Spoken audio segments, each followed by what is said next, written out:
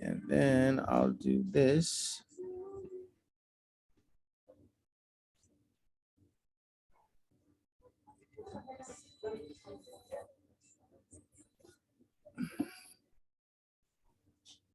Can you hear? No, maybe you got to share your That sound. plays in my ear. Mm. You could tell I'm not a big technology person. Oh, none of us are. We're just pivoting. That's the hard part. In regards to Can you hear real that? estate notes and real estate note investing. So I'm just gonna kind of lay the groundwork on, what a real estate note is and how you can invest in real estate notes. Just trying to give you some of the basic information in regards to note investing. I know that most people, their strategies are fixing and flipping and buying and holding. But with real estate notes, you have the ability to do that as well as more. So, I'm just gonna, like I said, go through this, kind of give you the framework of real estate note investing, and hopefully it piques your interest, and then we can possibly talk about it a little bit further.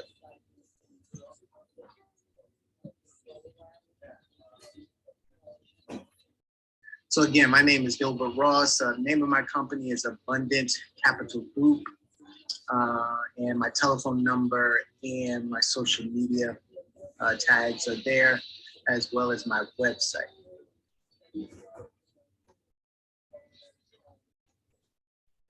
So a little bit about me. Again, I'm the owner of Abundant Capital Group. I've been licensed as a realtor for over 20 years. And currently I am a referral agent. I have listed or sold REOs and short sale properties for Tribeca Lending Corp, Bank of America, Wells Fargo, and some of the other banks and lending institutions that you're familiar with. Early on, before I actually got my license, I was in the real estate development area. I was working on sites as a construction supervisor for a larger construction projects. So I did that for about 3 years. And also at one time, I was licensed as a property and casualty insurance agent. I worked with State Farm, one of the agencies down in North New Jersey area. So, I've been in the real estate field for a while and, been through a couple of these different market cycles and, have gained a lot of experience in real estate and other areas over my career. So investing in real estate notes. What we're going to talk about is what is a note, what is a mortgage or a security agreement, which a mortgage is, why invest in notes, the different types of notes, and also where the inventory comes from. And when you see where the inventory comes from, along with what is going on currently in this particular market, hopefully you will see where the potential is and where the inventory is going to, it's going to grow in the next 12 to 24 months. And it'll be a real opportunity for investors to get involved if you're not already involved.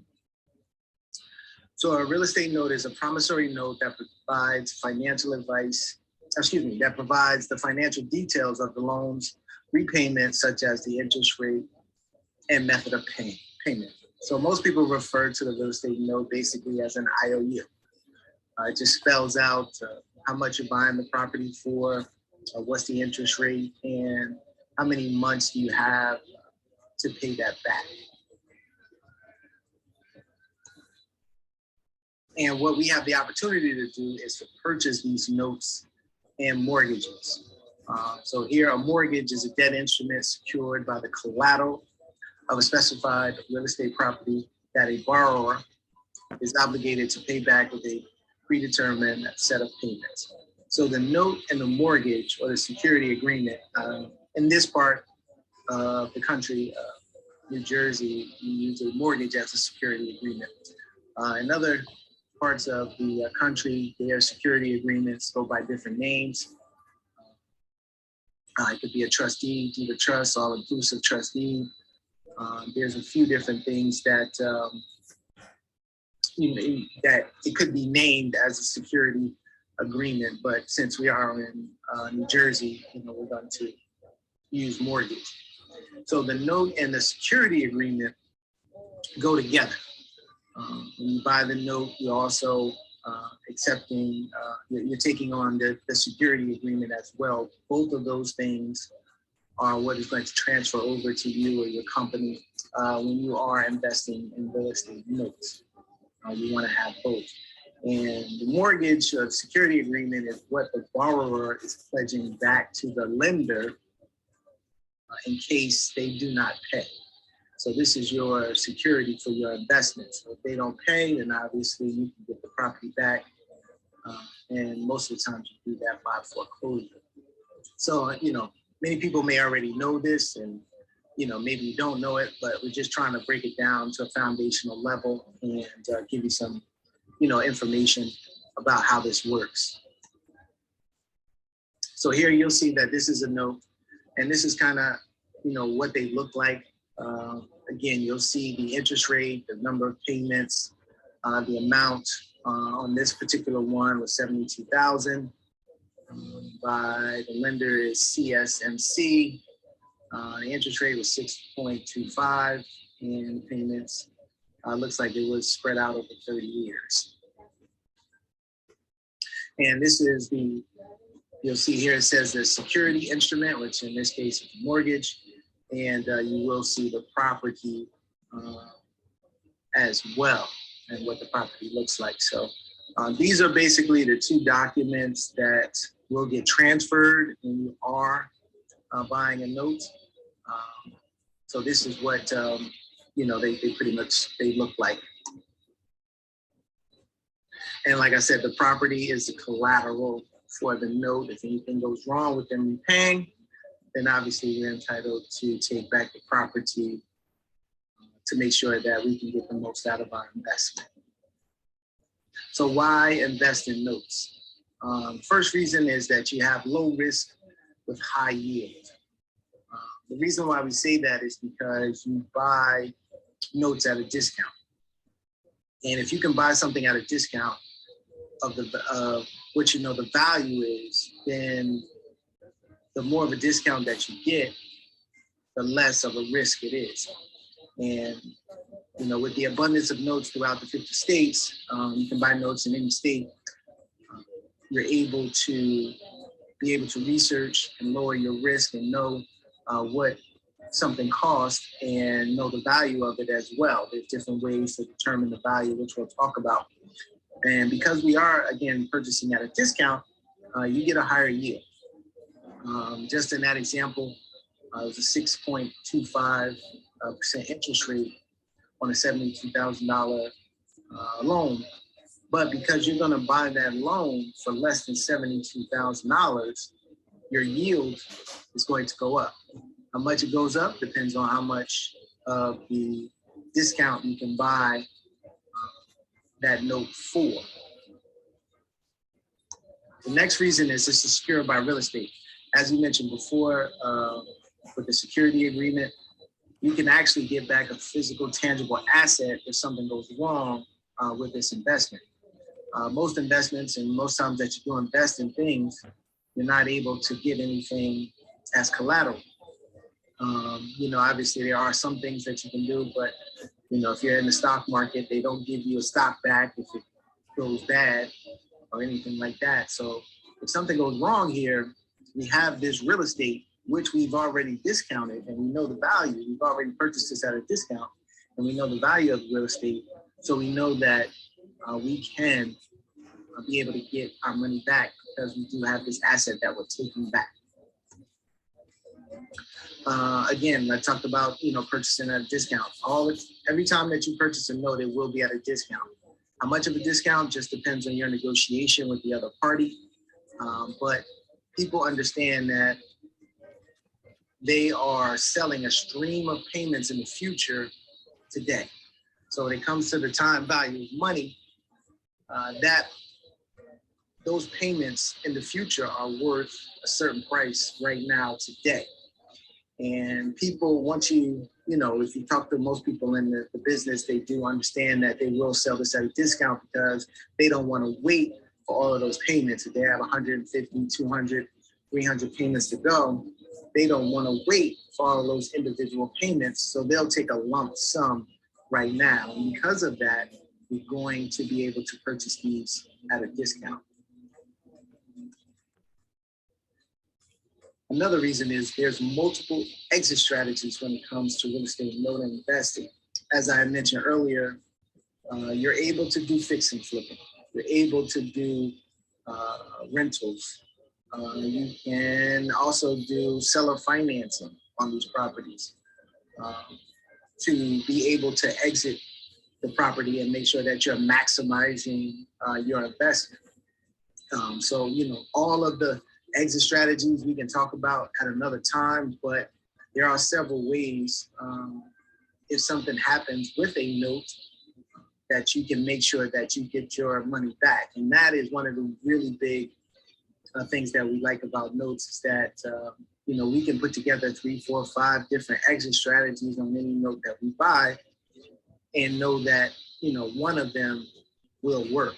We'll be able to make sure that you get the money back from an investment as long as that we purchase it correctly in the beginning and everything like that. But even sometimes when you don't, because of the multiple exit strategies that you have, there's ways that you can make sure that you recoup a good return on your initial investment. This is passive income with no landlord responsibilities. When you are you have rentals, you do have landlord responsibilities. You still have to maintain the property. You still have liability on the property. This is pretty much as close to a passive investment as there is because you are essentially becoming the bank. You just wait for that check every month to come in your mailbox. If the person's toilet goes bad, if the roof goes bad, if a pipe bursts in the property, they're not calling you. People do not call their bank when something goes wrong on the property because technically these people are the owners of the property, or they are, depending on the structure of the note, they are paying over time so they can become the owner of the property. So they don't call you because you don't have any responsibility to fix anything. It's strictly up to them. So that's, that in itself is a great thing as well. There's none of those like midnight phone calls and everything like that. It's just that check comes each and every month. And then obviously if something happens or it doesn't come, we have to then get involved and do some other things. But for the most part, it's truly a passive income investing. Can be purchased in all states. Obviously, we are here in New Jersey right now, where I am. The values of properties, probably the median price is somewhere between 350 and 400,000. And that's just this particular area. There are a lot of areas where you can buy homes for under $100,000, 2, 3 bedrooms, 1, 2 bathrooms for 100,000, 80,000, 50,000 in some areas. So depending on type of money you'd like to put into this investment, you can look in different parts of the country. And because this is a passive income strategy, you don't need to have the property in your backyard because you're not running to go fix it. You're not going over there to see about anything because you're not ultimately you're not as responsible for the property as the homeowner is of taking care of it. I mean, obviously, if you do on a note, you want to make sure that it is in good condition and nothing terrible is happening to the property. But, the day-to-day maintenance of the property is left up to someone else. So it's not like you have to go get in your car and drive to the property or anything like that. So it gives us the ability to purchase in all 50 states, which also allows us to purchase things that are in our budget. Like I said, if you're living here and you can't afford to spend 6 figures or high 6 figures or something like that on a note, you can go to other states and be able to do that and make some great returns. And then you can invest with your 401k, your HSA savings, IRA, or Coverdell account. Because we are buying payment streams, this is a great thing to do within a retirement account, because obviously you're not looking to use that money until a certain amount of years in the future. So you have time to collect all of those payments. So this is a great way to get your retirement account or some of these other accounts that I mentioned here to grow faster, more safely, more securely, get some better returns in them by using these funds.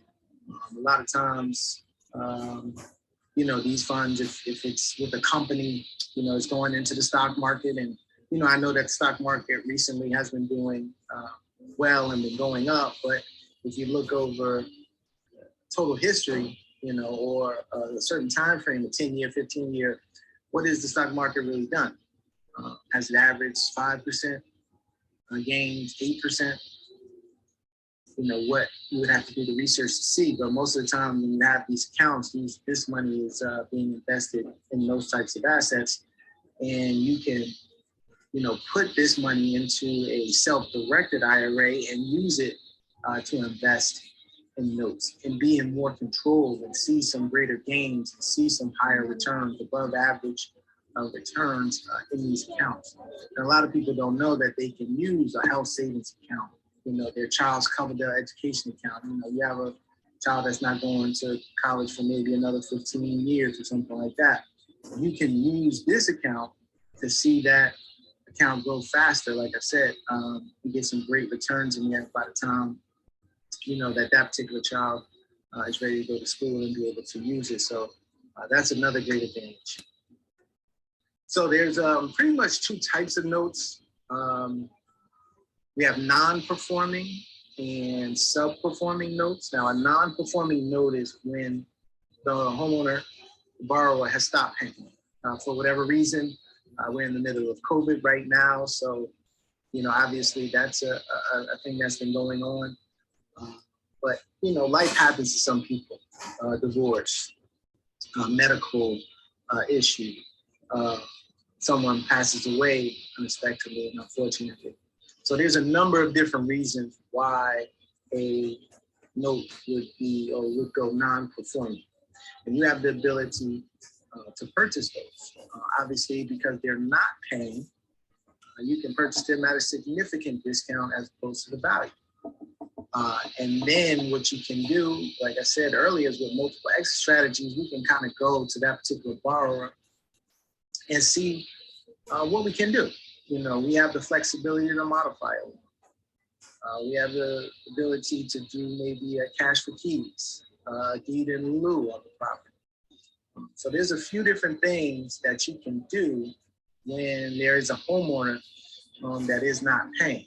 You can go to them, and because of where you purchased this compared to what the original loan was written for, you may be able to work out something with them. And hopefully you can reduce their payment and get them back on track to making payments and things of that nature. So then there's also subperforming. And subperforming means that we put this like kind of in the category of non-performing just because the person may pay for 2 or 3 months in a row. They may skip the 5th month, make that payment up in the 6th month, go another 2-3 months with making payments, then maybe miss a month. So it's kind of hit or miss type of thing. Over the course of time, there'll be some missed payments and made up payments and things of that nature. So we kind of put that into the non-performing, even though they are making some type of payments. We kind of put that into that category because maybe at a certain time it may just go non-performing. They may not pay. They may just decide to stop paying, or something may happen where they stop paying. So we kind of put those in the same category. Then you have the performing and reperforming. Performing means that person is performing, that they are making their payment every month. It's coming in on the 1st, between the 1st and the 15th of every month, like clockwork, no problems.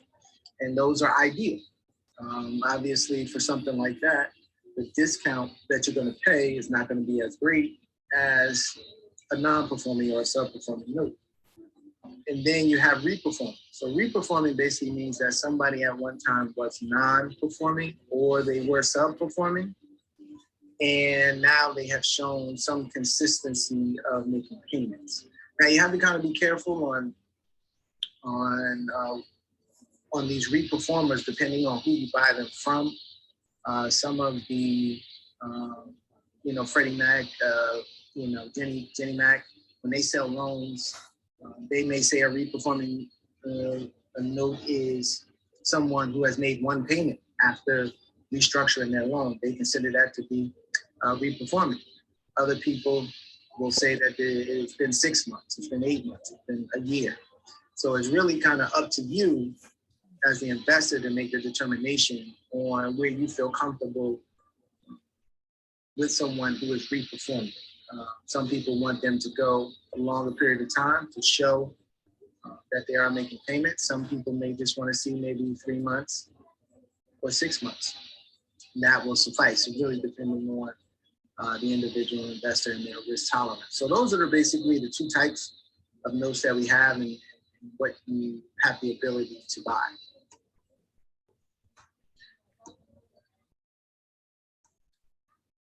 So here, this is just an example of a non-performing note, the one that we showed you earlier. So this value of this property is $80,000. And something like this, because it is non-performing, a lot of times, as you can see, purchased a note for about $28,000. Now, would you buy something for $28 knowing that it's worth $80,000? Yeah.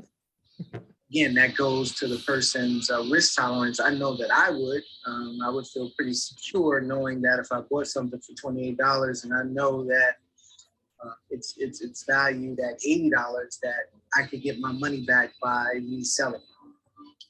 So these are some of the discounts and things that you may see when it comes to what the property is worth and what you can buy a note for in the non-performing space. So this one was a prior property. So the exit strategies on this were you can acquire the property either through a deed in lieu, cash for keys, or if you have to go through foreclosure, then that's what you would do. Or you would think about doing a loan modification. Now, if I pay $28,000 for something that costs $80,000, and just depending on what the unpaid balance is on this particular loan, most likely I could restructure the loan and maybe change their monthly payment, drop it $100, $125, or something like that. And because I'm only in it for $28,000, when I look at their payment now, their new payment on a loan modification over the course of the year, is my return 10%, 12%, 15%? Am I getting a solid return on this? Most likely I am, just because of where I'm purchasing this note at. So you as a note owner invested $28,000 in a non-performing note, and then you also do any arrearages, arrearage account penalties for attorneys and foreclosure fees and things of that nature, and there's still the unpaid balance. So all of those things can get tacked on to what is still owed to you when you're buying a non-performing note. So again, you could do possibly a deed in lieu of foreclosure, in terms of how we talked about acquiring the property. You could do that. If the homeowner says, you know what, look, I fell on hard times and I know I'm not going to be able to make this payment. And if you just let me walk away without the negative reporting on my credit and just let me move on to the next part of my life, a lot of times homeowners will say that sounds better than me trying to make this payment that I know that I can't make. So again, how we talked about earlier with the exit strategies, a lot of different things that you can do when you buy these notes.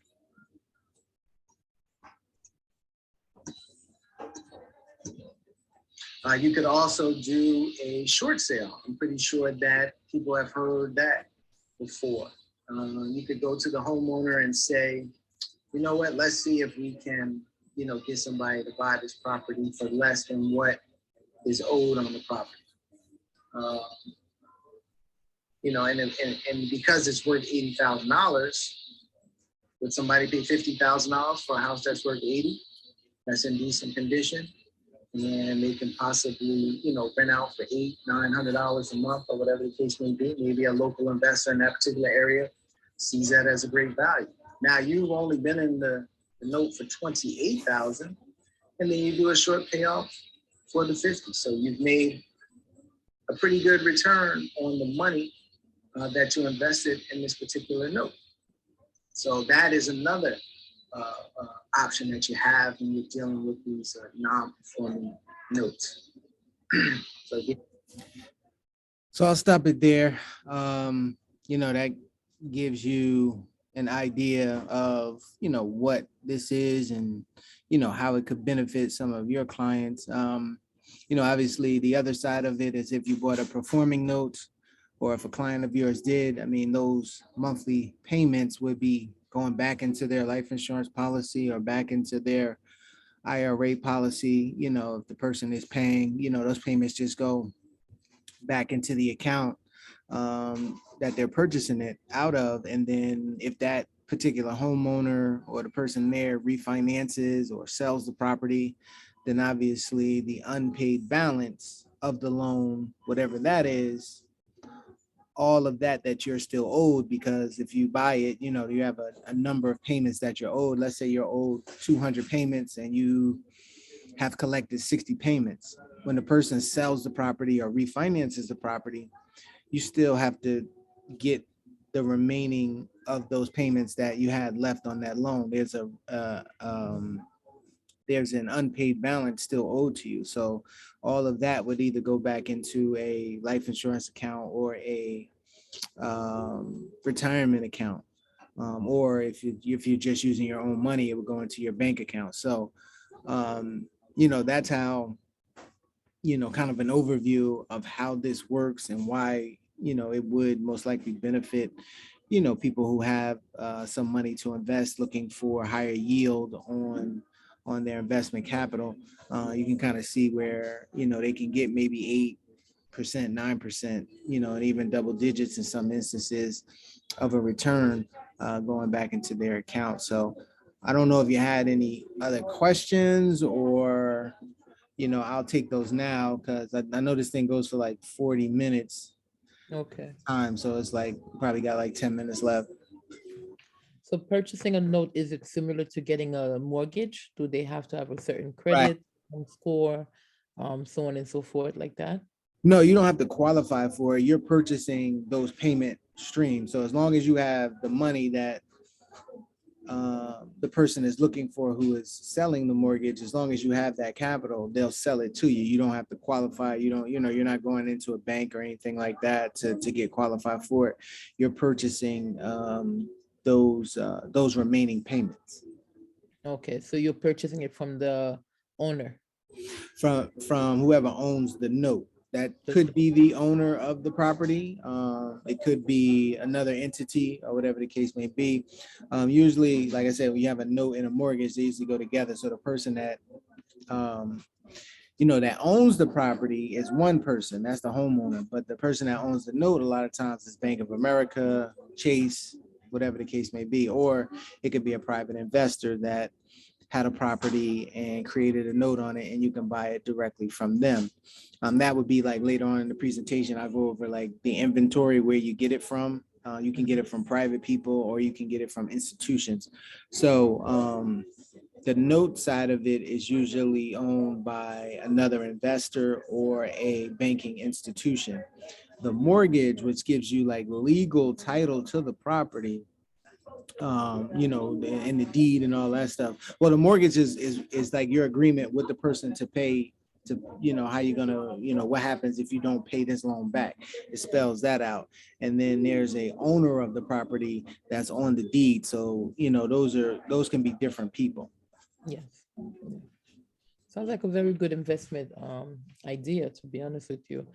I like Yeah. the part that they don't have to worry about, maintenance and doing anything. in Absolutely. that sense. Yeah. But have you ever find properties where there's no occupant, like an actual owner of the property? What you Where mean? like for instance, I know a lot of people are looking to do like Airbnbs, Mhm. and have you find a place where like inventory wise, would you say that someone can purchase a note Mhm. for such a home like that they can use as an Airbnb? You would want to buy probably a non-performing note that I talked about, and then take it to the foreclosure or do a deed in lieu or something like that to get the property back. Once you Mhm, now own the property, you can turn it into an Airbnb. You mhm, can turn it into a rental. You can structure another note, for someone else mhm, that will then make you monthly payments over time. So you can do a number of things once you get the property back. So in order to answer your question, to do more of an Airbnb, you could, what I would suggest is that you buy a non-performing note, someone that's not paying, and either foreclose on the property or try to work something out with that particular homeowner to say, hey, you're not paying, why don't you just give us back the property? We'll let you walk away from this, stop, damaging your credit and everything like that. And then now you get the property back, and then you can do an Airbnb at that particular point. okay, got it. And now let's say you have one that's participating and the owner's still in the home, but they stop making payments. Mhm. What is the legal ramification of that? You would either have to take it to foreclosure, or you reach out to them and say, hey, I'll give you maybe 2,500 bucks, couple $1,000 or whatever, so you can then, maybe go out and find an apartment. That's what they call cash for keys. It may Mhm, be, it may make better sense for the investor to do that as opposed to waiting months and months and months for a foreclosure and then having to pay the price of the foreclosure. Some foreclosures can be $3,000 to $5,000. Sometimes they're a little bit more, but that's usually the range. So maybe you give somebody like basically their first, a first and a first month's rent and a security deposit or something like that. They'll say, okay, I'll take that. I'll sign this over to you. So this way they can go and find an apartment or something like that. It may make it easier. So you have a couple of different ways to kind of work through that. The worst of them would be to take it to foreclosure, just because sometimes, the waiting process and the time frame of it differs based on, where you buy a property. Obviously, here in New Jersey, it could take like 2+ years, 3 years. I mean, there's been people that have been in foreclosure for 5+ years. yeah. But then you have some of these other states, Texas, Alabama, Georgia, it could take, basically like 90 days. Their foreclosure process is a lot different, a lot faster. So you probably will want to focus on, maybe one of those states where that timeline is less and you can Mhm. get the property back quicker. I see. I see. Now, do you only work with New Jersey No, with investment? this, we try to specialize a lot in the south of the country and the Midwest, Mhm, because of the values. Like I had mentioned earlier on, a lot of times you can find a 2 or 3 bedroom house, 1 to 2 bathroom house for $90,000, $80,000, $70,000, in certain parts of the country. I mean, it sounds foreign to people that live in New York, New yeah. Jersey, because we everything up here is $300,000, $400,000, but there's a Mhm, lot of places throughout the country where they don't have those types of prices. So you can find things for any type of budget. If you have someone that doesn't have a lot of money to invest, mhm, um, we can get them into something that's a little bit less. Also, there's a thing called partials, that I didn't really get into that. That's like kind of later on, is that out of 100 payments, let's say somebody has $2,500, $5,000, they may be able to buy maybe the first 12 months or the first 24 months of those 100 payments for that mhm, 5,000. So that means that person is going to collect those payments over that 1 to 2, 3 years, whatever it is that they buy, for that smaller amount. So once they've collected those payments over that 2, 3, 4 year period, they're going to see how that 2,500 or 5,000 or 10,000, whatever, over that 3 years, how it grew, because if it's an 8% yield on it, then you've made 8% over that time. And mhm, even if the person again sells the property or refinances the property, because you own those payments, you're still owed whatever those amount of payments equal to. Mhm. You would see it, like I could show you like on a chart. There's a certain payoff for you if you own like the first 36 months of the loan, and then the person who sold you the partial would get everything after that. So let's just say like it's $100,000, that the person sells the property for, and like you own the first 10,000.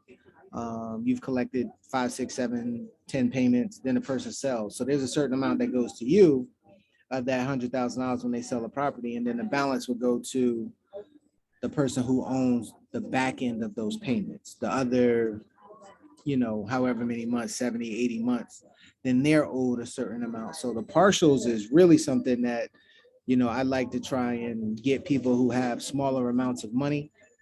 Maybe they can't pay $50,000 or 30, $25,000, like you saw there, $28,000 to buy a note outright. They can still buy partials from investors. And that's a way for the investor who owns it to recapitalize their money. You know what I'm saying? They can get $5,000 back right now and still be owed the rest of it. So now they can maybe take that money and go and do something else, whatever the case may be.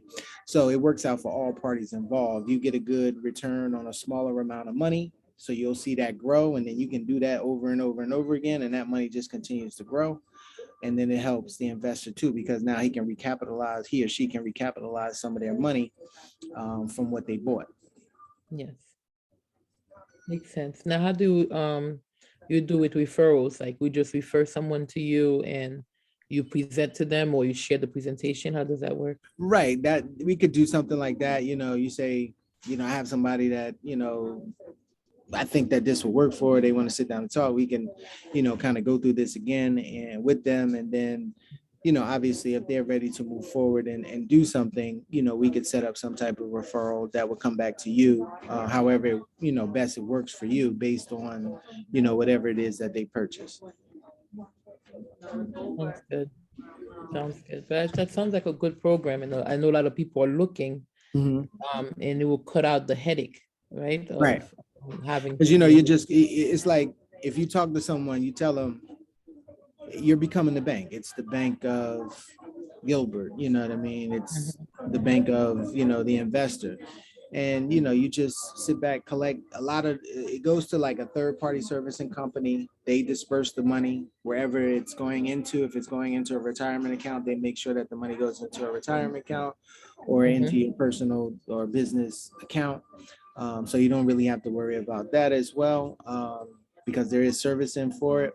And then again, the only thing is that you want to just make sure, like, okay, if you do miss a payment, you want to keep up on it and say, okay, this person missed the payment. What's going on? Did they make it up the next month?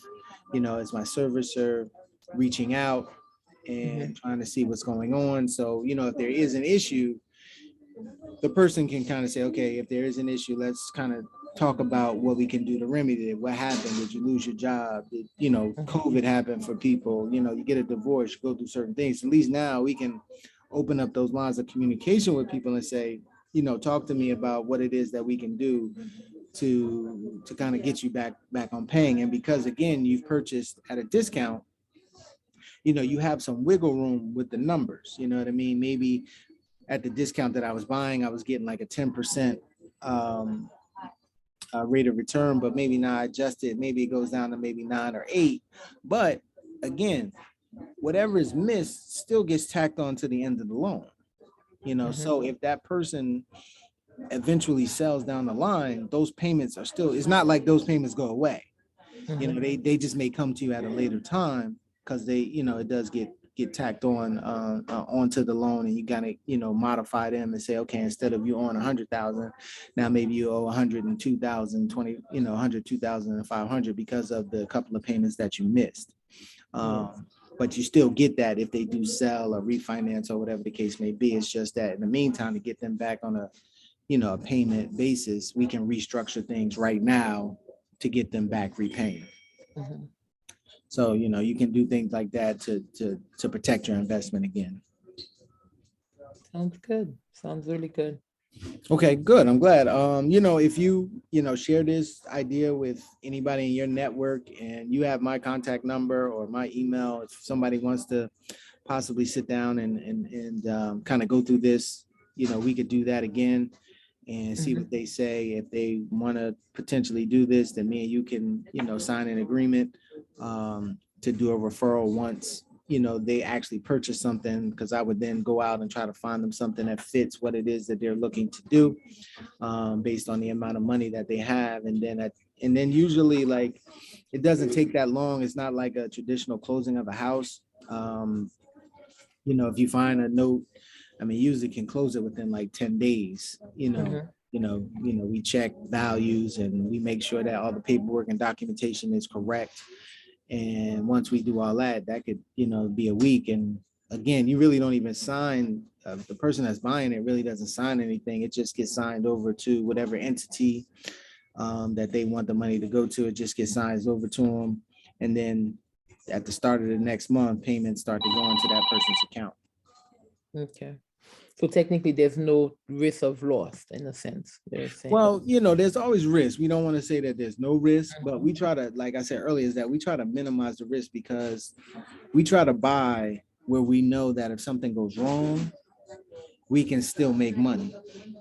We may miss some monthly payments, because something went wrong, something that we didn't think was going to happen, but we're able to recoup the investment by maybe doing something else, maybe turning it into a rental, turning it to an Airbnb, doing a short sale on the property, something like that. Maybe, we were expecting a big payoff, but we took less, but because, we only had $28,000 in the deal, but the house sold at 50, I might have been owed 100, but I'm happy making the $22,000 because there was a problem with it. I didn't lose money. You understand what I'm saying? So, we basically minimize the risk, where essentially it's a low probability of us losing money. I would say worst case scenario is you break even, but we very rarely find people that'll lose money. It just, you have to change. You may have thought that I was going to cash out of this within 2 or 3 years, and maybe now you've got to readjust your strategy and maybe hold on to it for maybe 5, 6 years or something like that. It's just, but you don't lose. We try to keep you from losing money. Okay. So we never want to, make a guarantee like that. That's just bad business, because then when something happens, they come back and say, oh, you told me I wasn't going to lose. But so we just try to minimize it as best as we can by having these multiple exit strategies. And we'll sit down and we'll say, with this, our first strategy is X, Y, Z, our second strategy is this, the third, we try to come up with multiple. So if something does happen along the line, we know what we're going to go to next. We know what we can go to if the second option doesn't work anymore, because there's different market conditions or anything like that. So, we do everything in our power to minimize it as best as we can, but we can't, obviously say that it's 100% guarantee, because anytime you invest, there is a chance that something could go wrong and you lose money, but we do our best to minimize it. Okay, I know this is you referring that there's a third party that handles the payments stuff. Is there like a fee towards that? There's usually like servicing company costs you anywhere from like 20 to like $35. I think the most expensive might be 50. And that's just, where they collect the money. It comes out of whatever it is that you're collecting. And then a lot of times we try to pass that on to, if we're creating a new note, we try to pass on those servicing fees to the buyer. We put in a little bit extra that's covering that cost. But if you're taking over payments that's already in place, we factor in that, that fee is there. So it may adjust what your return is going to be, but it's a very minimal cost for not having to, follow up with people and, making sure that they're sending you the money and all this other stuff. They're professionals. They handle, collecting those payments. Okay, sounds good. So Sounds good. I don't know if you remember the last time we spoke, I had told you that's a good avenue or impress upon you joining at least the life insurance crew. So you have your own pile of people too, and then you'll be open to this market. Mhm. Have you given it any thoughts? And from doing Yeah. Like I said, because I had done insurance before. I had done, so life insurance and casualty insurance and all that stuff. So definitely, thought about it. It's just, with the time commitment on, licensing and stuff like that with my schedule, and I'm working full time, and then I'm also doing this particular business. It's just really kind of hard to really focus on taking the test and everything like that. I got some other like personal stuff going on as well. So just the timing of taking time out to, focus on passing a Mhm. test because you got to get licensed. I know that, and I did that before. Yeah, it's super easy these days.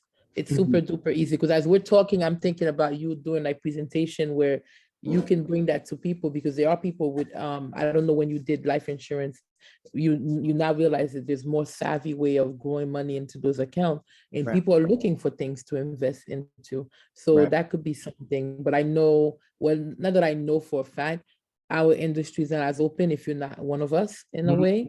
So being able to bring you in and speak to those markets because mhm. we have people all over. Okay, Thanks to the magic of Zoom, actually, it's not just people in New Jersey. We have people all over that we service with this platform.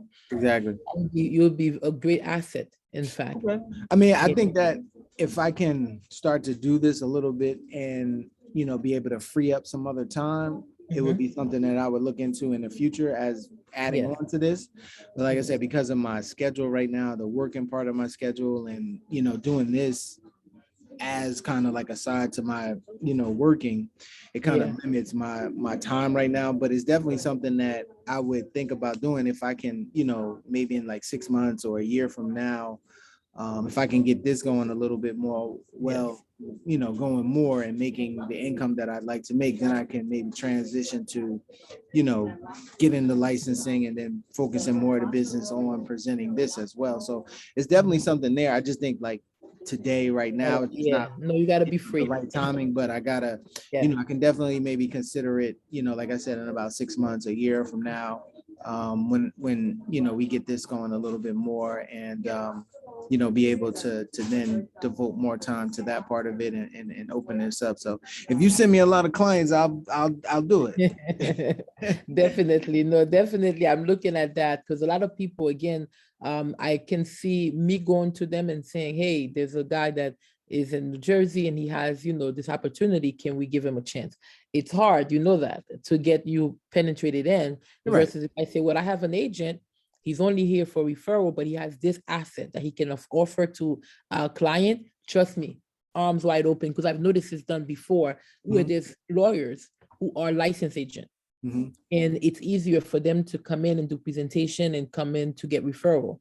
So Okay. I'm saying it from that standpoint, but definitely I will bring it up to my upline. I would, start dropping in the ears of my clients and those other agents who have clients that have been in the business or have their portfolio longer so Right, right. that I they got can you. be able to refer this kind of, and I like the fact that you're not just in New Jersey because like I said, we work with people in All various over, states. right.